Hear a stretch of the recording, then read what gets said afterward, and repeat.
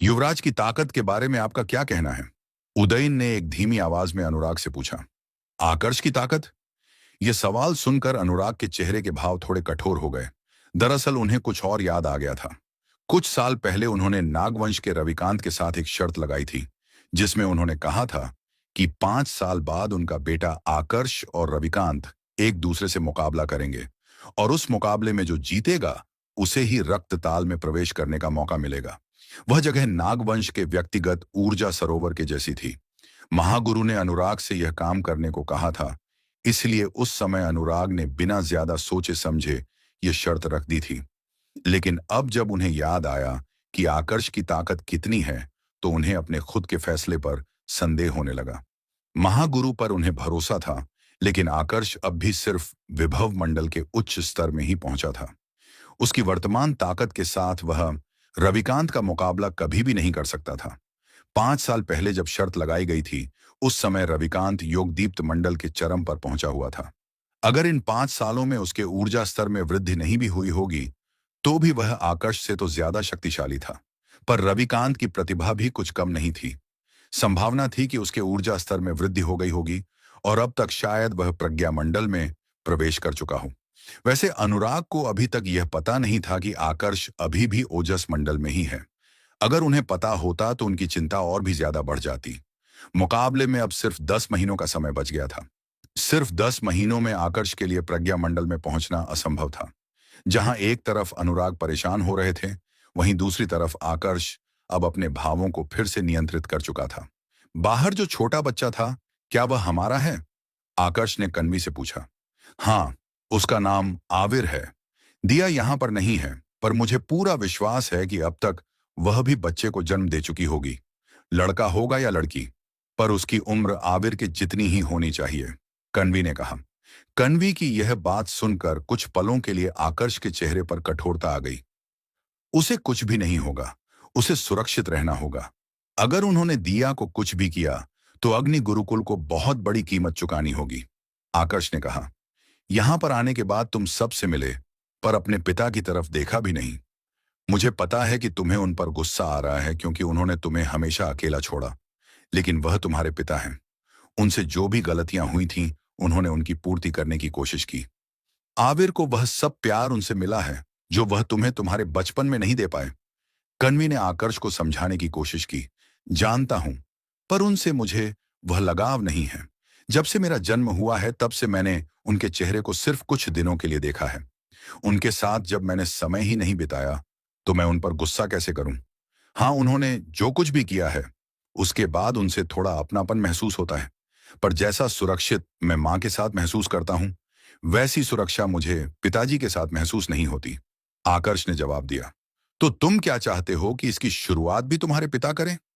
तुम्हें उनके हालात समझने चाहिए। ऐसा नहीं है कि वह यहाँ महल में पूरे समय बड़े आराम से बैठे थे। पिछले कुछ सालों से उन्होंने तुम्हें ढूंढने के लिए बहुत कुछ किया है। एक बार कोशिश करके तो देखो, कन्वी ने कहा। इस पर आकर्ष ने कोई जवाब तो नहीं दिया, लेकिन मन ही मन उसके बहुत कुछ चल रहा था। कुछ देर के बाद जब वह कमरे से बाहर आया, तो सबसे पहले अपने पिता से बात करने की कोशिश की, पर उसके मुंह से कोई शब्द नहीं निकला। उसे समझ में ही नहीं आ रहा था कि बात की शुरुआत किस सिरे से करें। कुछ भी कहने की जरूरत नहीं है। तुम मेरे बेटे हो। तुम्हें मैं समय नहीं दे पाया, वह मेरी गलती थी। लेकिन उस समय मैं ऐसी स्थिति में नहीं था कि तुम्हारे लिए कुछ कर पाता। हालांकि घर छोड़ने से पहले मैंने तुम्हारे लिए संदूक भी छोड़ा था। अगर तुम सीधे मेरे पास आते, तो यह सब कुछ नहीं होता। पर कोई बात नहीं, मुझे तुमसे कोई नाराजगी नहीं है। बस मेरे साथ ऐसे व्यवहार मत करो जैसे तुम मुझे जानते ही नहीं हो। आकर्ष को इतने संकोच में देख अनुराग ने कहा। इसके बाद आकर्ष कुछ कहता, उससे पहले ही अनुराग ने आगे बढ़कर उसे गले लगा लिया। आकर्ष के लिए यह बिल्कुल अलग ही अनुभव था। कुछ पलों के लिए तो उसने थोड़ी हिचकिचाहट महसूस की, पर फिर सब कुछ सामान्य हो गया। कुछ देर गले लगे रहने के बाद अनुराग ने आकर्ष को खुद से अलग किया और प्यार से उसके सिर पर हाथ फेरा। उसके बाद उन्होंने उस छोटे बच्चे की तरफ इशारा किया जो रेवती की गोद में था। अपने पिता का इशारा पाकर आकर्ष ने आविर की तरफ देखा। अपने बेटे को देखते हुए उसे ऐसा लग रहा था जैसे वह अपने ही प्रतिबिंब को देख रहा है। क्या आप ही मेरे वो शक्तिशाली पिता हो जिसके बारे में मां कहती है कि कोई भी आपको हरा नहीं सकता? आविर ने अपनी तोतली आवाज में आकर्ष से पूछा। उसका स्वभाव बिल्कुल भी शर्मीला नहीं था। उसे ऐसा सवाल सुनकर न सिर्फ आकर्ष बल्कि अनुराग, रेवती, कन्वी और उदयन तक हंस पड़े। हंसते हुए ही आकर्ष आगे बढ़ा और अपने बेटे को अपने हाथों में उठाते हुए कहा, बिल्कुल, तुम्हारी मां ने बिल्कुल सही कहा। आविर को देखते हुए उसकी आंखें हल्की सी नम हो गई थीं। कुछ देर पहले तक वह अपने पिता को गलत मान रहा था, पर अब जब उसने खुद अपने बेटे को देखा और महसूस किया कि पिछले कुछ सालों से वह भी अपने बेटे से नहीं मिला था, तो उसे समझ में आने लगा कि गलती उसके पिता की नहीं थी, बल्कि उसकी खुद की सोच ही गलत थी।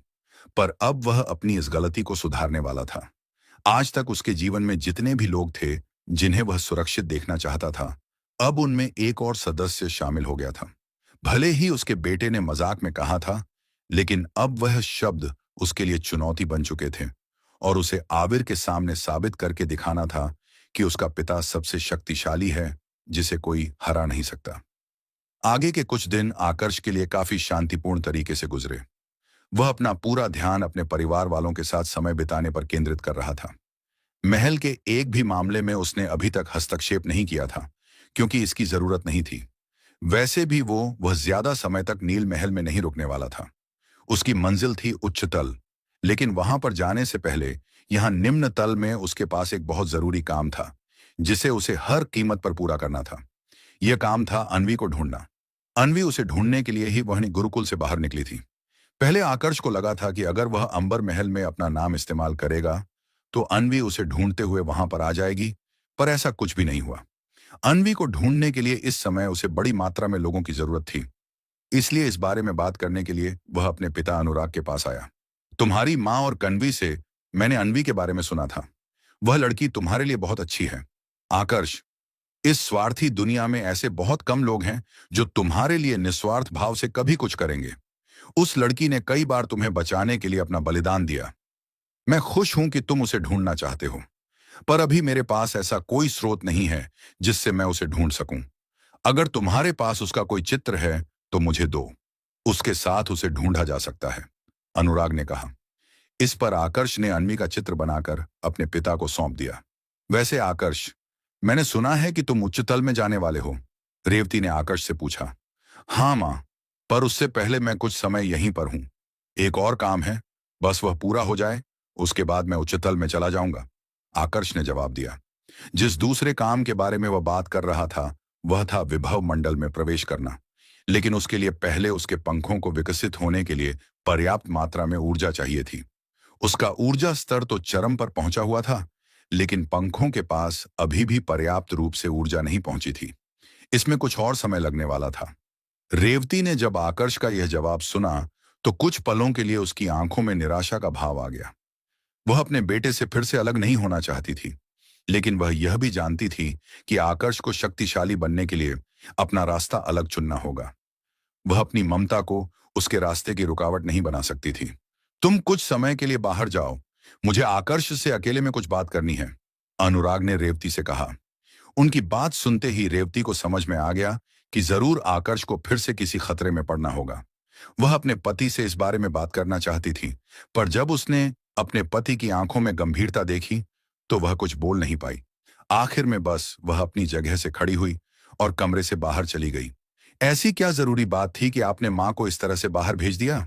रेवती के वहां से जाने के बाद आकर्ष ने अनुराग से पूछा।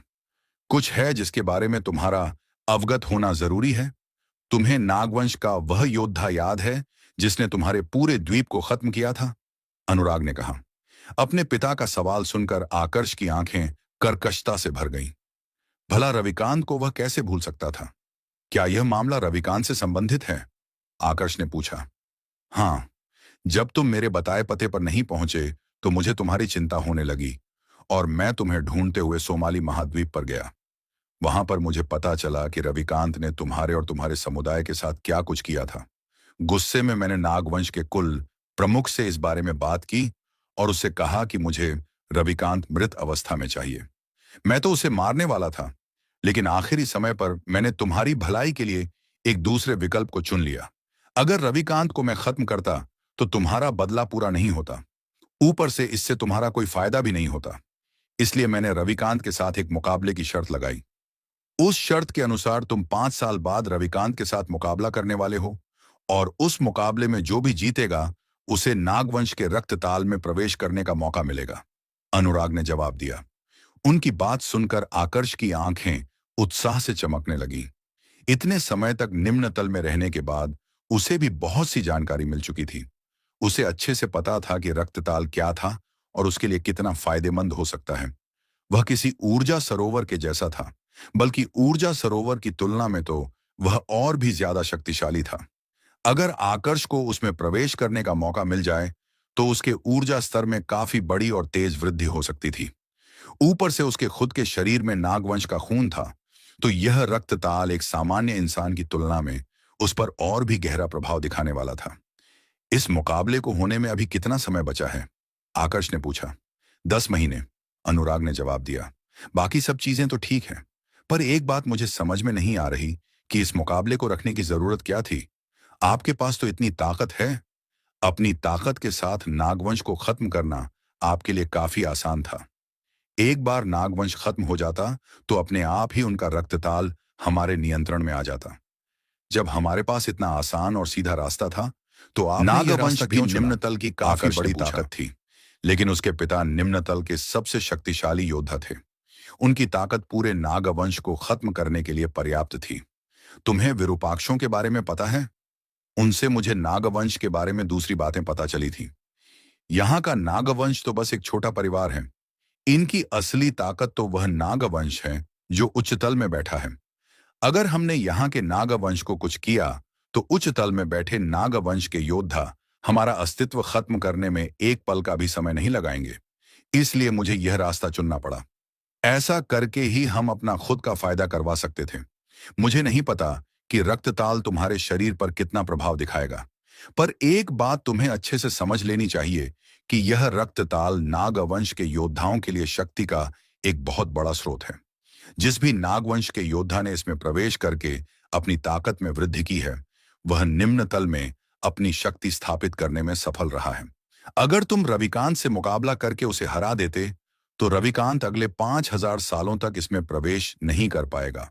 इतना समय नागवंश को फिर से कमजोर करने के लिए पर्याप्त होगा। अनुराग ने जवाब दिया। तो आपने मेरे नाम पर यह चुनौती दे दी। क्या आपको मेरी ताकत पर इतना विश्वास था? आकर्ष ने पूछा। बिल्कुल। तुम मेरे बेटे हो। तुम्हारी ताकत पर अगर मुझे विश्वास नहीं होगा तो और किसकी ताकत पर होगा? अनुराग ने जवाब दिया। पर यह सच नहीं था। अपने बेटे की ताकत पर उन्हें 1% का भी भरोसा नहीं था, क्योंकि वह भावनाओं पर नहीं बल्कि तथ्यों पर विश्वास करते थे। और तथ्य यही कह रहे थे कि अभी के समय आकर्ष के पास इतनी ताकत नहीं है कि रविकांत के सामने खड़ा हो सके। आकर्ष के नाम पर चुनौती तो उन्होंने इसलिए दी थी क्योंकि महागुरु ने ऐसा करने को कहा था, वरना वह ऐसा कदम कभी भी नहीं उठाते। आपने उच्चतल के नागवंश के बारे में अभी बात की। क्या आपको पता है कि उनकी ताकत कितनी है? आकर्ष ने पूछा। इस बारे में मैंने एक विरूपाक्ष से पूछा था। उसके अनुसार उच्चतल का नागवंश इतना शक्तिशाली है कि वहां के 3 बड़ी ताकतें भी उनसे लड़ने से डरती हैं। जब तक बहुत ज्यादा जरूरी ना हो, उनमें से कोई भी नागवंश को अपना दुश्मन बनाने की भूल नहीं करता। अनुराग ने जवाब दिया। यहां पर वह जिन 3 बड़ी ताकतों की बात कर रहे थे, उनमें से एक अग्नि गुरुकुल भी था। और इस रविकांत की ताकत कितनी है, उसके ऊर्जा स्तर के बारे में आपको कुछ अंदाजा है? आकर्ष ने पूछा। जब यह शर्त रखी गई थी, उस समय रविकांत योग दीप्त मंडल के चरम पर था। इतने वर्षों में उसने प्रज्ञा मंडल में तो प्रवेश कर ही लिया होगा। अनुराग ने जवाब दिया। आकर्ष को उम्मीद थी कि रविकांत काफी शक्तिशाली था, पर वो 4 साल पहले इतना शक्तिशाली रहा होगा, इसकी उसने उम्मीद नहीं की थी। सच्चाई जानने के बाद वो हैरान होने से अपने आप को रोक नहीं पाया। अब उसे समझ में आया था कि उसकी ताकत रविकांत से कितनी पीछे थी। इससे भी ज्यादा झटका उसे तब लगा जब उसने उस समय को याद किया जब रविकांत से उसका सामना हुआ था। उस समय यज्ञ ने रविकांत को काफी आसानी से जख्मी कर दिया था।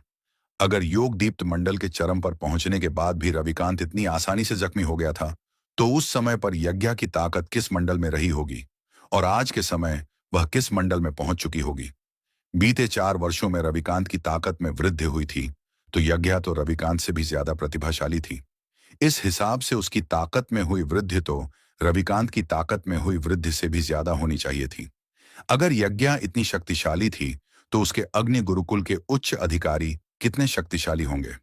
फिर उनके रक्षक एल्डर और वरिष्ठ एल्डर कितने शक्तिशाली होंगे। सबसे आखिर में उस गुरुकुल का गुरुकुल प्रमुख कितना शक्तिशाली होगा।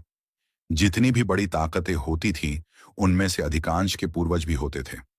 अगर अग्नि गुरुकुल का भी ऐसा कोई पूर्वज हुआ, तो उसकी ताकत तो और भी ज्यादा उच्च मंडल में होगी। आकर्ष इस बारे में जितना ज्यादा सोच रहा था, उसे अपने ऊपर उतना ही ज्यादा दबाव महसूस हो रहा था। आज से पहले तो वह उच्चतल में इसलिए जाना चाहता था क्योंकि उसे लग रहा था कि वह दिया को बचा सकता है। पर अब उसे समझ में आया था कि वह कितना मूर्ख था जो ऐसा सोच रहा था। अपनी वर्तमान ताकत के साथ अगर वह अग्नि गुरुकुल में गया तो सीधा अपनी मौत को आमंत्रण देगा। आकर्ष, तुम पर किसी भी चीज का दबाव नहीं है। अगर तुम्हें लगता है कि तुम रविकांत को नहीं हरा सकते, तो मुकाबले से अपने आप को हटा सकते हो। ऐसे किसी भी मुकाबले में पड़ने की जरूरत नहीं है जहां तुम्हारी जान को खतरा हो। अपने बेटे को इतना गंभीर देख अनुराग ने कहा। उन्हें लग रहा था कि आकर्ष इसलिए चिंतित है क्योंकि उसकी और रविकांत की ताकत के बीच बहुत बड़ा अंतर था। अब उन्हें क्या पता था कि आकर्ष इस समय रविकांत पर नहीं, बल्कि अग्नि गुरुकुल पर लक्ष्य साध कर बैठा है। उसके दुश्मन तो वह थे, उनके सामने तो रविकांत कुछ भी नहीं था। मुकाबले को टालने की कोई जरूरत नहीं है, मैं मुकाबला करूंगा। अपने पिता का सवाल सुनने के बाद आकर्ष ने बड़े ही शांत स्वर में जवाब दिया, पर उसका शांत स्वर अनुराग की चिंता दूर करने के लिए पर्याप्त नहीं था। उन्होंने चिंतित स्वर में ही कहा, खुद पर दबाव देने की कोई जरूरत नहीं है आकर्ष। रविकांत से पहले ही तुम्हारी दुश्मनी है। वह प्रज्ञा मंडल का योद्धा हो सकता है, जबकि तुम अभी तक विभव मंडल को भी पार नहीं कर पाए हो। अगर दोनों के बीच लड़ाई होती है और उस लड़ाई में तुम जख्मी हो जाते हो, तो मैं तुम्हारी मां को क्या जवाब दूंगा। तुम अच्छे से जानते हो कि तुम्हारी मां का गुस्सा कैसा है। अनुराग के बोलने के तरीके से ऐसा लग रहा था जैसे उन्हें आकर्ष की चिंता कम थी और अपनी पत्नी के गुस्सा होने की चिंता ज्यादा थी। आपको अचानक से मुझ पर इतना संदेह क्यों होने लगा है? अभी थोड़ी देर पहले तो आप कह रहे थे कि आपको मेरी ताकत पर पूरा विश्वास है। क्या आप मुझसे कुछ छुपा रहे हैं? आकर्ष ने संदेह करते हुए पूछा। अपने बेटे का यह सवाल सुनकर अनुराग कुछ देर के लिए चुप हो गए। एक बार के लिए तो उनका मन किया कि महागुरु के बारे में बता दे, पर बाद में उन्हें याद आया कि महागुरु ने उनसे क्या कहा था। वह किसी के भी सामने उन दोनों के बीच हुए वार्तालाप का जिक्र नहीं कर सकते थे, यहां तक कि आकर्ष के आगे भी नहीं। एक बार फिर से सोच लो, अगर तुम्हें कुछ हो गया तो फिर बदलने के लिए हमारे पास कुछ भी नहीं होगा। अनुराग ने आखिर में बस अपना ही सवाल दोहराया। मुझे विश्वास है, जो होगा उसकी जिम्मेदारी मेरी खुद की होगी, आकर्ष ने जवाब दिया। अभी उसके पास 10 महीने थे। अगर वह आगे का पूरा समय शक्ति स्तंभ में गुजारे तो उसके पास पूरे 50 महीने होने वाले थे। इतने समय में उसके गरुड़ पंख विकसित होकर अपने दूसरे स्तर में पहुंच सकते थे। उसके बाद वह विभव मंडल में प्रवेश कर सकता था। बल्कि इन 10 महीनों का समय खत्म होने से पहले वह विभव मंडल के दूसरे स्तर में भी पहुंच सकता था। अपनी सूर्य ऊर्जा के साथ विभव मंडल के दूसरे स्तर में उसकी ताकत योग दीप्त मंडल के दूसरे स्तर के योद्धा के जितनी होने वाली थी, जिसका दूसरा मतलब यह था कि वह अपनी दिव्य योग्यताओं का इस्तेमाल कर सकता था। सबसे पहले गरुड़ पंख और उसके बाद अवशोषण तकनीक, जो देवतल में भी बहुत ज्यादा प्रसिद्ध थी। जब आकर्ष ने रशांतर के साथ मुकाबला किया था, उस समय इस अवशोषण तकनीक का इस्तेमाल करके रशांतर ने अपने ऊर्जा स्तर में 2 स्तरों की वृद्धि कर दी थी। हालांकि यह बहुत कम समय के लिए थी, लेकिन फिर भी उसने आकर्ष को काफी कड़ी टक्कर दी थी। अगर आकर्ष भी इस अवशोषण तकनीक का इस्तेमाल करता है, तो वह प्रज्ञा मंडल के पहले स्तर के योद्धा के जितना शक्तिशाली हो सकता था। इसमें अगर वह अपने गरुड़ पंख के द्वारा हासिल होने वाली रफ्तार भी जोड़ दे, तो रविकांत का सामना करना और भी ज्यादा आसान हो सकता था। आखिरकार इस दुनिया में रफ्तार ही एक ऐसी चीज थी जिसको कोई भी काट नहीं सकता था। योद्धा की रफ्तार जितनी तेज होती, लड़ाई में उसका पलड़ा उतना ही भारी होता। अब वैसे तो यह बस उसका एक अनुमान था, जो सही हो भी सकता था और नहीं भी। पर उसके पास अपनी खुद का एक हुक्म का इक्का भी था, वरिष्ठ पिनाक। जब वह उसके साथ थे तो उसके पास ऐसे कई तरीके भी थे जिनकी मदद से वह बीच के और कई रास्ते निकाल सकता था। इधर अनुराग ने जब देखा कि आकर्ष को अपने आप पर इतना आत्मविश्वास है, तो एक बार के लिए उन्होंने भी आकर्ष पर विश्वास करने का फैसला कर लिया। इस समय पर उन्हें इस बात का डर भी लग रहा था कि अगर उन्होंने आकर्ष की ताकत पर संदेह किया तो कहीं उनका बेटा फिर से उनसे नाराज ना हो जाए। हालांकि आकर्ष का स्वभाव ऐसा नहीं था, लेकिन अनुराग फिर भी इस मामले में कोई जोखिम नहीं उठाना चाहते थे। और देखा जाए तो आज से पहले आकर्ष को उनकी मदद की जरूरत नहीं पड़ी थी। जिसने पिछले 38 वर्षों में अपने खुद के दम पर इतना सब कुछ हासिल किया था, उसके पास अपने बचाव के लिए भी बहुत कुछ वैसे होगा। मुझे आपसे एक और मदद भी चाहिए। मुझे कुछ दुर्लभ सामग्रियों की जरूरत है। ये उनकी सूची है। अगर आपके लोग इसको ढूंढ पाए तो मेरी काफी मदद हो जाएगी। आकर्ष ने अपने पिता अनुराग से कहा। यह वही सामग्री थी जो चौथी मंजिल के पुनर्निर्माण को पूरा कर सकती थी। ये सब तो वही सामग्रियां हैं ना, जो पिछले कुछ समय से अंबर महल का सम्राट श्लोक ढूंढ रहा है। मैंने सुना कि यह सारी सामग्रियां वो अपने महल के एक शिष्य आकर्ष के लिए ढूंढ रहा था। क्या तुम ही वो आकर्ष थे? अनुराग ने पहले तो सामग्रियों की सूची को ध्यान से देखा और फिर अचंभे से भरे स्वर में आकर्ष से पूछा। हाँ, वह आकर्ष में ही था। अच्छा, इससे मुझे याद आया, कुछ समय बाद अंबर महल से एक शिष्य यहां पर आएगा। अगर वह अपना नाम अरविंद बताएं तो सैनिकों से कह दीजिएगा कि उसे सीधा मुख्य महल में भेज दें। जब मैं अंबर महल में था तब मेरी सबसे ज्यादा मदद अरविंद भाई ने ही की थी। आकर्ष ने अपने पिता से कहा। अरविंद? कहीं तुम उस अरविंद की बात तो नहीं कर रहे जो अंबर महल की नई पीढ़ी का सबसे शक्तिशाली योद्धा है? अंबर महल के रक्षक एल्डर अर्पित का बेटा? अनुराग ने पूछा। हाँ, मैं उसी अरविंद की बात कर रहा हूं। उसके पिता ने भी मेरी काफी ज्यादा मदद की थी। मैं कुछ समय के लिए साधना में रहूंगा, तो इस दौरान अरविंद का ध्यान रखिएगा। आकर्ष ने कहा। मैंने कहा ना, तुम उसकी चिंता मत करो। वह तुम्हारा दोस्त है तो पूरे नील महल का दोस्त हुआ। जब वह यहां पर आएगा तो मैं खुद उसे लेने मुख्य द्वार तक जाऊंगा। अब तो खुश? अनुराग ने कहा। बिल्कुल। अरविंद के लिए भी यह काफी अप्रत्याशित रहेगा कि नील महल के सम्राट खुद उसके स्वागत के लिए सामने आए हैं। वैसे आपको याद है, जब हम पहली बार मिले थे तब मैंने आपसे कुछ पूछा था, पर उस समय आपने कुछ बताया नहीं। अब जब आप अपने सारे जरूरी काम पूरे कर चुके हैं तो मुझे बताएंगे कि आप 20 सालों तक कहां पर थे? आकर्ष ने पूछा। मैं इसका जवाब बाद में दूंगा। पहले मुझे तुमसे यह जानना है कि क्या तुम्हें सेंधव अस्त्र मंदार प्रदेश के पास वाले उस दलदल के जंगल में किसी भूमिगत महल में मिला था? आकर्ष को उसके सवाल का जवाब देने से पहले अनुराग ने अपना सवाल किया। यह सुनकर आकर्ष को तुरंत समझ में आ गया कि उसके पिता के गायब होने के पीछे कहीं ना कहीं सेंधव अस्त्र का ही हाथ था। वह इस बारे में सोच रहा था कि तभी उसे कुछ और याद आया। जब पहली बार वो इस दुनिया में आया था तब लक्ष्य की आत्मा ने उसकी आत्मा को खत्म करने की कोशिश की थी, लेकिन बाद में लक्ष्य की आत्मा ही खत्म हो गई। फिर जब उसने सेंधव अस्त्र को हासिल किया था, उस समय भी एक शक्तिशाली आत्मा ने उसके शरीर पर नियंत्रण करने की कोशिश की थी, लेकिन बाद में वह भी लक्ष्य की भांति खत्म हो गई। इससे उसे एक बात तो समझ में आ गई थी कि इस दुनिया में उसकी आत्मा को यहाँ की कोई आत्मा खत्म नहीं कर सकती है। पर उसे समझ में यह नहीं आ रहा था कि ऐसा था क्यों। उसने यही सवाल वरिष्ठ पिनाक से पूछा। यह सब आयामों के कारण होता है। पृथ्वी अलग देवतल के अधीन है, वही यह दुनिया अलग देवतल के। जीव की संरचना से लेकर उसके विनाश तक कुछ ऐसे नियम होते हैं जिनका पालन करके जीव जीवन से मृत्यु की तरफ जाता है। पर कई बार कुछ जीव इन नियमों का उल्लंघन कर देते हैं, जिसका परिणाम उन्हें आत्मा के रूप में जीवन गुजार कर भुगतना पड़ता है। पृथ्वी पर एक आत्मा के लिए नियम अलग है, वही इस दुनिया में आत्मा के लिए नियम बिल्कुल अलग। पृथ्वी पर जब किसी की मृत्यु होती है तो वह अपना शरीर छोड़कर फिर से नए जीवन से अपनी यात्रा शुरू करता है। लेकिन इस दुनिया में ऐसा नहीं है। यहाँ योद्धा खत्म होने के बाद भी पुनर्जीवित हो सकता है। कई बार पृथ्वी पर भी ऐसा होता है, पर वहां इसकी संभावना बहुत कम है। आप पृथ्वी से आए हैं तो आपकी आत्मा खत्म नहीं हो सकती। अगर आप नया जीवन प्राप्त करते हैं तो आपके पास अपने पिछले जन्म की यादें भी नहीं होंगी, लेकिन यहाँ की आत्माएं अपने पुनर्जन्म को अच्छे से याद रख सकती हैं। यह अंतर दोनों प्रकार की आत्माओं के बीच की ताकत को प्रदर्शित करता है।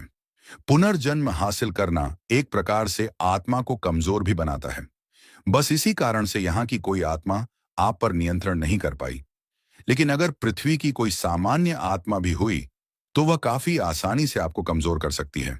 विशेष परिस्थितियों में तो आपकी आत्मा का अस्तित्व भी मिट सकता है। वरिष्ठ पिनाक ने जवाब दिया। अब जाकर आकर्ष को असली कहानी समझ में आई, लेकिन इस समय अनुराग को उनके सवाल का जवाब नहीं मिला था, तो उन्होंने फिर से आकर्ष से अपना सवाल किया। अपने पिता की आवाज सुनकर आकर्ष का ध्यान उनकी तरफ गया। आपने कुछ पूछा? आकर्ष ने पूछा। मैंने पूछा कि तुम्हें सेंधव अस्त्र मंदार प्रदेश के दलदल वाले जंगल के भूमिगत महल में मिला था या नहीं? अनुराग ने फिर से अपना सवाल दोहराया। हाँ, वहीं पर मिला था। उस समय जब मैंने उसको स्पर्श किया तो उसके भीतर से एक बहुत ही शक्तिशाली आत्मा बाहर निकली थी। वह मुझे खत्म करके मेरे शरीर पर नियंत्रण करना चाहती थी, लेकिन बाद में किसी कारण से वह खुद ही कमजोर पड़ गई और खत्म हो गई। क्या आप उसको जानते थे? जवाब देने के साथ साथ आकर्ष ने सवाल भी किया। जानता? मैं उसको बहुत अच्छे से जानता हूं। उसी की वजह से तो मैं 20 सालों तक तुम लोगों से दूर रहा था, अनुराग ने जवाब दिया। इसके बाद उन्होंने विस्तार से आकर्ष को बताया कि किस तरह से उस आत्मा ने उनके शरीर पर नियंत्रण कर लिया था और बाद में वह काफी लंबे समय तक वापस लौट नहीं पाए थे। जब आकर्ष ने पूरी कहानी सुनी, तब उसे एक चौंकाने वाली बात पता चली। उसने अनजाने में ही अपने पिता को उनका शरीर हासिल करने में मदद कर दी थी। वो शक्तिशाली आत्मा बिना शरीर के भी बहुत ज्यादा ताकतवर थी। जब आपका उसके साथ इतना लंबा युद्ध चला था, तो निश्चित रूप से आपको उसकी कुछ यादें भी मिली होंगी। क्या आपको कुछ पता है कि वह कौन था? कहां से आया था? आकर्ष ने पूछा। उच्च तल में 3 शक्तिशाली गुरुकुल हैं। उन्हीं में से एक गुरुकुल का नाम है अहीर गुरुकुल। वो दुष्ट शक्तिशाली आत्मा इसी गुरुकुल के एक शक्तिशाली योद्धा की थी। पर वह सेंधवस्त्र के भीतर कैद कैसे हुआ और सेंधवस्त्र हमारे सोमाली महाद्वीप पर कैसे गया, इस बारे में मुझे कोई स्पष्ट जानकारी नहीं है, अनुराग ने जवाब दिया। फिर से उच्चतल। लगता है मेरे सभी दुश्मनों का किसी न किसी तरह से इस उच्चतल से संबंध है। अपने पिता की बात सुनने के बाद आकर्ष ने मन ही मन अपने आप से कहा। जहां एक तरफ आकर्ष और अनुराग अपने व्यक्तिगत मामलों पर बात कर रहे थे, वहीं दूसरी तरफ अंबर महल में अरविंद अपने सारे जरूरी काम पूरे कर चुका था। उसने आकर्ष से वादा किया था कि वह पहले आकर्ष से मिलने नील महल में आएगा और फिर वहीं से दोनों साथ में उच्चतल में जाएंगे। इसलिए अपने पिता से अनुमति लेकर वह अंबर महल से नील महल की तरफ रवाना हो गया। जिस समय पर वह महल से निकला, उसी समय पर एक और व्यक्ति भी छुपकर उसका पीछा करने लगा। यह व्यक्ति था जयवीर का पिता जय सिंह। जय सिंह और जयकांत दोनों को ही शक था कि महल से निकलने के बाद अरविंद आकर्ष से मिलने जाएगा। इसलिए जय सिंह उसका पीछा कर रहा था ताकि आकर्ष तक पहुंच सके और उसे खत्म कर सके। जयवीर की मृत्यु को लेकर उनके पास कोई बड़ा सुराग नहीं था, पर इतना वह जानते थे कि आकर्ष की वजह से ही यह सब कुछ हुआ है। अब किसी और से तो वह बदला ले नहीं सकते थे, तो उन्होंने आकर्ष से ही बदला लेने की कोशिश की। पहले तो जय सिंह को सिर्फ शक था, लेकिन जब उसने देखा कि अरविंद उसी दिशा में आगे बढ़ रहा है जिस दिशा में जयवीर का मृत शरीर मिला था, तो जय सिंह का शक यकीन में बदल गया। जयवीर बेटा, चिंता मत करो, बहुत जल्द तुम्हारे पिता तुम्हारे हत्यारे को तुम्हारे पास भेजेंगे। आकर्ष को खत्म करना तुम्हारी अधूरी इच्छा थी, अब तुम्हारे पिता तुम्हारी इस इच्छा को पूरा करेंगे। अपनी आंखों में कत्ल का भाव लाते हुए जय सिंह ने अपने आप से कहा। अरविंद को इस समय कोई अंदाजा नहीं था कि कोई उसका पीछा कर रहा है। वह तो आकर्ष के बताए अनुसार बिना किसी चिंता के नील महल की तरफ बढ़ रहा था। पहले तो जय सिंह को भी लगा कि अरविंद उस स्थान पर जाएगा जहां पर उसके बेटे जयवीर को खत्म किया गया था, लेकिन ऐसा कुछ भी नहीं हुआ। अरविंद ने सीधा रास्ता लिया था। यह रास्ता तो नील महल की तरफ जा रहा है। अरविंद नील महल क्यों जा रहा है? जय सिंह ने आश्चर्य व उलझन से भरे स्वर में अपने आप से सवाल किया। बहुत सोचने के बाद भी वह किसी नतीजे पर नहीं पहुंचा। आखिर में उसने बस चुपचाप अरविंद का पीछा करना जारी रखा। कुछ दिनों के बाद अरविंद उस स्थान पर पहुंच गया जहां पर नील महल था। बिना किसी संकोच के उसने झील की सतह पर अपना कदम रखा और आगे बढ़ने लगा। यह अरविंद पागल हो गया है क्या?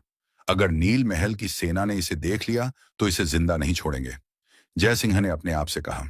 जैसा उसे लग रहा था, बिल्कुल वैसा ही हुआ। झील की सतह पर थोड़ा आगे बढ़ने के बाद ही सैनिकों ने अरविंद का रास्ता रोक लिया। अब यह देखकर जयसिंह को लगा कि शायद अरविंद को सजा मिलेगी, पर ऐसा कुछ भी नहीं हुआ। झटका तो जयसिंह को तब लगा जब उसने देखा कि एकदम से सारे सैनिकों का व्यवहार अरविंद के प्रति बदल गया है और वह खुद उसे लेकर महल के भीतर जा रही हैं। यह क्या है? सैनिकों ने उसे छोड़ दिया? अरविंद इतना बड़ा योद्धा भी नहीं है कि नील महल के लोग उसे पहचाने। जरूर वरिष्ठ अर्पित का नील महल से कोई रिश्ता है। हाँ, पक्का यही होगा। सिर्फ वरिष्ठ अर्पित ही सैनिकों को इतना विनम्र होने पर मजबूर कर सकते हैं। लेकिन एक बात अभी भी समझ में नहीं आ रही है कि यह यहां पर आया क्यों है। कहीं आकर्ष नील महल में तो नहीं छुपा? अगर सच में वरिष्ठ अर्पित का यहाँ के किसी उच्च अधिकारी से संबंध है, तब तो आकर्ष के यहाँ पर होने की संभावना भी होगी। जयसिंह ने मन ही मन अपने आप से कहा। वह खुद ही अनुमान लगा रहा था और खुद से ही उन्हें खारिज कर रहा था। एक बार के लिए भी उसके मन में यह ख्याल नहीं आया था कि अरविंद को इतनी आसानी से अंदर जाने की अनुमति आकर्ष की वजह से मिली होगी। सैनिकों का व्यवहार अरविंद के लिए इतना विनम्र इसलिए हो गया था क्योंकि उन सभी को खुद नील महल के सम्राट के द्वारा आदेश दिया गया था। उन्होंने सभी सैनिकों से साफ कहा था कि अगर अंबर महल से कोई भी अरविंद नाम का योद्धा आए तो उसे पूरे स्वागत के साथ महल के भीतर भेज दिया जाए। लेकिन इस बारे में जय सिंह को कोई खबर नहीं थी। यह सब कुछ देखने के बाद उसके मन में सबसे पहला विचार यही आया कि वापस लौटकर इस बारे में अपने पिता को बताया जाए। पर जैसे ही वो वहां से जाने वाला था, एकदम से उसे याद आया कि अगर इस समय वह यहां से चला गया तो फिर अरविंद को कभी नहीं पकड़ पाएगा, और अगर अरविंद उसकी पकड़ से छूट गया तो आकर्ष उसे कभी नहीं मिलेगा। आकर्ष का संबंध उसके बेटे की मृत्यु से था। वह इतनी आसानी से उसे छोड़ने के लिए तैयार नहीं था। हिम्मत करके उसने महल की तरफ अपने कदम बढ़ाने शुरू किया। जैसे ही उसने झील की सतह पर कदम रखा, एक बार फिर सैनिकों की एक टुकड़ी के द्वारा रास्ता रोक लिया गया। कौन हो तुम? एक सैनिक ने कर्कश आवाज में पूछा। उस सैनिक का सवाल सुनकर जयसिंह को पहले तो गुस्सा आ गया। वह सैनिक सिर्फ विभव मंडल का योद्धा था, जबकि जयसिंह योगदीप्त मंडल के चरम पर पहुंचा हुआ था। उसे कमजोर योद्धा इस तरह से उससे बात कर रहा था, इस पर वह गुस्सा कैसे नहीं होता। पर जब उसे याद आया कि यह नील महल का सैनिक है, तो उसका गुस्सा गायब हो गया। मैं अंबर महल का उप प्रमुख जय सिंह हूं। जैसे ही सैनिकों ने उसका परिचय सुना, सभी के चेहरे पर से कर्कशता गायब हो गई।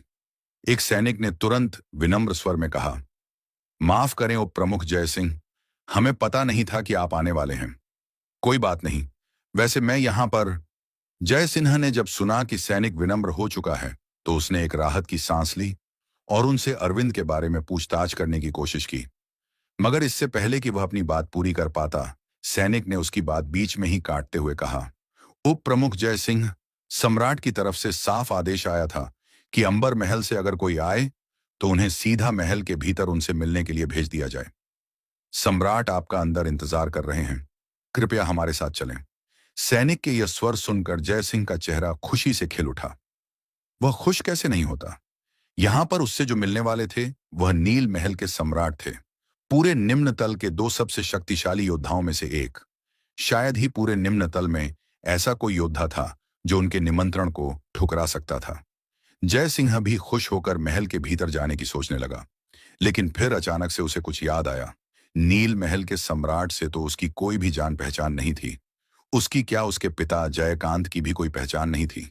फिर नील महल के सम्राट को कैसे पता कि वह यहां पर आने वाला है? और अगर उन्हें पता भी था तो भी वह उससे मिलने का इंतजार क्यों कर रहे थे? जैसे ही यह सारे सवाल जयसिंह के मन में आए, उसे समझ में आने लगा कि कुछ तो गड़बड़ है। संदेह होते ही उसने अपना इरादा बदल दिया। उसने उस सैनिक की तरफ देखते हुए कहा, आपके सम्राट ने जो प्रस्ताव दिया है, मैं उसके लिए बहुत बहुत आभारी हूं, लेकिन मैं यहां पर अभी रुक नहीं सकता। मुझे एक बहुत जरूरी काम है। मैं तो बस यहां पर मिलने आया था, अब मिल लिया हूं तो मुझे जाना चाहिए। अपनी बात खत्म करने के बाद जय सिंह ने सैनिक के जवाब का भी इंतजार नहीं किया और सीधा वहां से रवाना हो गया। उसे यह तो पता नहीं था कि नील महल के सम्राट ने क्या योजना बनाई थी, पर एक बात वह बहुत अच्छे से जानता था कि अगर वह बहकावे में आकर अंदर गया तो फिर वापस बाहर नहीं आ पाएगा। वह इतना मूर्ख नहीं था कि ऐसा कदम उठाता। अपनी तेज रफ्तार का इस्तेमाल करके उसने जल्द से जल्द झील से बाहर जाने की कोशिश की, लेकिन इससे पहले कि वह झील से बाहर जा पाता, किसी ने उसका रास्ता रोक लिया। अब जब यहां पर आ चुके हो तो अतिथि सत्कार का तो मौका दो। नील महल कोई रंगमंच नहीं है कि यहां पर कोई ऐसे ही अपनी मनमर्जी से आ सकता है और मनमर्जी से जा सकता है। रास्ता रोकने वाले उस व्यक्ति ने कठोर आवाज में कहा, तुम सेना के उप प्रमुख हो? अपने सामने खड़े उस व्यक्ति को देखकर जय सिंह ने चौंकते हुए पूछा। उसके सामने खड़ा व्यक्ति एक जवान आदमी था, जिसकी आंख के नीचे एक बड़ा सा घाव बना हुआ था। शायद किसी लड़ाई में किसी धारदार हथियार से उसके चेहरे पर यह निशान बना था। जय सिंह हैरान इसलिए था क्योंकि उसका रास्ता सेना के उप प्रमुख ने रोक लिया था। इस सेना के कुल 10 उप प्रमुख थे, जिनमें से प्रत्येक का ऊर्जा स्तर योग दीप्त मंडल के चरम पर पहुंचा हुआ था। सामान्य तौर पर उप प्रमुख किसी के सामने नहीं आते थे। सिर्फ किसी बड़े खतरे के आने के बाद ही यह लोग सामने आते थे। पर आज सिर्फ उसे रोकने के लिए एक उप प्रमुख सामने आ गया था। यह कोई सामान्य घटना नहीं थी। तुमने मेरा रास्ता क्यों रोका है? थोड़ी हिम्मत करके जय सिंह ने सवाल किया। हमारे सम्राट आपसे मिलना चाहते हैं, पर आप उनके प्रस्ताव को ठुकराकर ऐसे ही जा रहे हैं। मैं आपको 2 विकल्प दे रहा हूं। पहला, चुपचाप अंदर जाकर हमारे सम्राट से मिलो। नहीं तो दूसरा विकल्प, अपने आप को अभी खत्म कर दो। सोचने के लिए मैं तुम्हें 10 सेकंड का समय देता हूं। सेना के उस उप प्रमुख ने कठोर स्वर में जय सिंह से कहा। उसके यह शब्द सुनकर जय सिंह के चेहरे का रंग उड़ गया। मैंने कहा ना, मुझे एक जरूरी काम है। जय सिंह ने बहाना बनाने की कोशिश की। 7 सेकंड बाकी है। सेना के उप प्रमुख की तरफ से जवाब आया। मैं अंबर महल का उप प्रमुख हूं। तुम मेरा रास्ता नहीं रोक सकते। जय सिंह ने फिर से कोशिश की। 5 सेकंड बाकी है। सेना के उप प्रमुख ने अपना जवाब दिया। मेरे पिता अंबर महल के रक्षक एल्डर हैं। जय सिंह ने एक आखिरी कोशिश की। इस बार उसने अपने पिता का नाम लिया। उसे लगा था कि ऐसा करके शायद उप प्रमुख पर कुछ असर पड़ेगा, लेकिन ऐसा कुछ भी नहीं हुआ। उसकी तरफ से सिर्फ एक जवाब आया। 2 सेकंड बाकी है। मुझे स्वीकार है, मैं तुम्हारे साथ चलूंगा। यह देखकर कि उप प्रमुख पर कोई भी असर नहीं हो रहा है, डर के मारे जय सिंह ने हार मान ली। उसके पास दूसरा विकल्प भी नहीं था। उप प्रमुख पर उसे बिल्कुल भी संदेह नहीं था। अगर वह हार नहीं मानता तो वो उप प्रमुख सच में उसे मार डालता। इधर उप प्रमुख में जब जय सिंह का जवाब सुना तो उन्होंने अपनी गिनती रोक ली और जय सिंह को भीतर जाने का इशारा किया। साथ में उन्होंने एक सैनिक को भी भेजा ताकि जय सिंह बीच में से कहीं भाग न जाए। रही बात जय सिंह के उस सैनिक को हानि पहुंचाने की, तो इसकी संभावना न के बराबर थी। पूरा निम्न तल जानता था कि अगर एक भी सैनिक पर कोई बाहर का व्यक्ति हाथ उठाता है तो खुद सम्राट उस योद्धा को सजा देते हैं। इसी कारण से तो सारे सैनिक सम्राट के एक आदेश पर मरने के लिए भी तैयार हो जाते थे, क्योंकि उन्हें पता था कि अगर उन्हें कुछ हो गया तो उनके सम्राट उनका बदला लेने की कोशिश नहीं करेंगे, बल्कि बदला लेकर रहेंगे। कुछ ही देर में जय सिंह सभा कक्ष के भीतर आ गया, जहां पर पहले से ही अरविंद खड़ा था। जय सिंह, तुम यहां? जय सिंह को वहां पर देख अरविंद ने आश्चर्य से भरे स्वर में पूछा, पर जय सिंह की तरफ से कोई जवाब नहीं मिला। वह क्या जवाब देता? वह यह तो कह नहीं सकता था कि वो उसका पीछा करते हुए यहां पर आया है। भले ही उसने जवाब ना दिया हो, लेकिन अरविंद समझ गया था कि जय सिंह उसका पीछा करते हुए ही यहां पर आया है। तुम मेरा पीछा क्यों कर रहे थे? अरविंद ने सीधा सवाल किया। तुम्हारा पीछा करने में मुझे कोई दिलचस्पी नहीं है। मुझे तो आकर्ष के बारे में जानना है। वह कहां पर है, ये बताओ। इसी महल में है ना वो? वैसे सोचा नहीं था कि तुम्हारे पिता यहाँ के किसी उच्च अधिकारी को जानते होंगे। जय सिंह ने खुद से ही अनुमान लगाते हुए जवाब दिया। उसकी बातें सुनकर एक बार के लिए तो अरविंद भी चौंक पड़ा। उसके मन में सबसे पहले विचार यही आया कि क्या सच में अभी तक जय सिंह को पता नहीं चला है कि आकर्ष कौन है। लेकिन अब जब जय सिंह ने खुद ही अपने पैरों पर कुल्हाड़ी मार दी थी, तो अरविंद उसकी मदद भी क्यों करता। उसने भी जय सिंह के झूठ में उसका साथ देते हुए कहा, तुमने बिल्कुल सही कहा। मेरे पिता सच में ही यहाँ के एक उच्च अधिकारी को जानते हैं। पर उसके इस जवाब का जय सिंह पर उल्टा ही असर हुआ। जहां तक वह अरविंद को जानता था, तो अरविंद इतना सीधा आदमी नहीं था कि इतनी आसानी से किसी भी बात को स्वीकार कर ले। वह आगे कुछ और पूछने वाला ही था कि तभी सभा कक्ष के भीतर एक आवाज सुनाई दी, जिसके बाद उसकी आंखों में कत्ल का भाव उतर आया। अरविंद से पूछने की क्या जरूरत है? मैं यहीं पर हूं। किसी से भी पूछ लेते तो वह मेरा पता बता देते। इसके लिए इतनी मेहनत करने की क्या जरूरत थी? यह आवाज आकर्ष की थी, पर इस समय वह अपने वास्तविक रूप में नहीं था, बल्कि उस आकर्ष के रूप में था जो अंबर महल का शिष्य था। आकर्ष, मेरे बेटे को किसने खत्म किया है? तुम्हें हत्यारे के बारे में पता है ना? जय सिंह ने कर्कश आवाज में आकर्ष से पूछा। बिल्कुल पता है। मैंने ही तो जयवीर को खत्म किया था, आकर्ष ने जवाब दिया। हाँ हाँ हाँ, तुम्हारे जैसा विभव मंडल का योद्धा मेरे बेटे को कैसे मार सकता है? जय सिंह ने गुस्से से भरी आवाज में पूछा। क्यों, तुम्हारा बेटा अमर था, जो आकर्ष उसे मार नहीं सकता? इससे पहले कि आकर्ष कुछ कहता, अरविंद ही बीच में बोल पड़ा, लेकिन आकर्ष ने उसे समझाते हुए कहा, इसे विश्वास इसलिए नहीं है क्योंकि इसका बेटा जयावीर जब मुझे खत्म करने आया था तब वह योग दीप्त मंडल के पहले स्तर में था। क्यों, मैंने सही कहा ना? आकर्ष का यह सवाल जय सिंह के लिए था। जैसे ही जय सिंह के कानों में उसके शब्द गए, एकदम से उसके चेहरे का रंग काला पड़ गया। उसका बेटा जयावीर योग दीप्त मंडल के पहले स्तर का योद्धा था, यह सिर्फ वह जानता था। उसके पिता को भी यह सच तब पता चला था जब जयवीर खत्म हो गया था। क्या जयवीर योग दीप्त मंडल का योद्धा था? आकर्ष के उस सवाल को सुनकर अरविंद भी चौंक पड़ा। यह उसकी समझ से बाहर था कि जयवीर का ऊर्जा स्तर इतनी तेजी से कैसे बढ़ गया था। और आगे जाने के लिए सुनते रहिए रिबॉर्न एम्परर सिर्फ और सिर्फ एक ही ऑडियो बुक यूट्यूब चैनल पर।